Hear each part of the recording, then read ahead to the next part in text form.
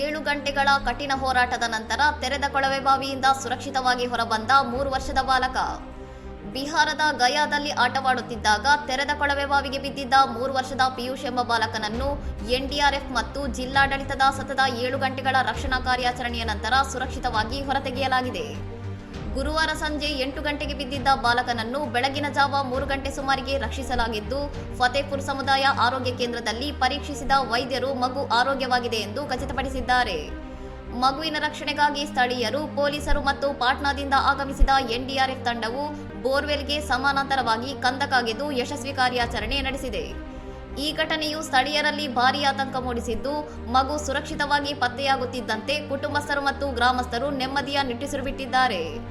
Tap water ಯೋಜನೆಯಡಿ ಅಗೆದು ತೆರೆದಿಟ್ಟಿರುವ ಬೋರ್ವೆಲ್ಗಳ ಬಗ್ಗೆ ಆಡಳಿತವು ಗಂಭೀರ ತನಿಖೆ ಆದೇಶಿಸಿದ್ದು, ಗುತ್ತಿಗೆದಾರರ ನಿರ್ಲಕ್ಷ್ಯ ಸಾಬೀತಾದರೆ ಕಠಿಣ ಕ್ರಮ ಕೈಗೊಳ್ಳಲಾಗುವುದು ಎಂದು ಅಧಿಕಾರಿಗಳು ಎಚ್ಚರಿಸಿದ್ದಾರೆ. ಮುಗ್ಧ ಮಗುವಿನ ಜೀವ ಉಳಿದಿದ್ದರೂ ಅಸುರಕ್ಷಿತವಾಗಿ ತೆರೆದಿಟ್ಟಿರುವ ಇಂಥ ಬೋರ್ವೆಲ್ಗಳು ಸಾವಿನ ಬಲೆಗಳಾಗಿದ್ದು, ಇವುಗಳ ಬಗ್ಗೆ ಆಡಳಿತವು ಇನ್ನಾದರೂ ಹೆಚ್ಚಿನ ಮುನ್ನೆಚ್ಚರಿಕೆ ವಹಿಸಬೇಕಿದೆ.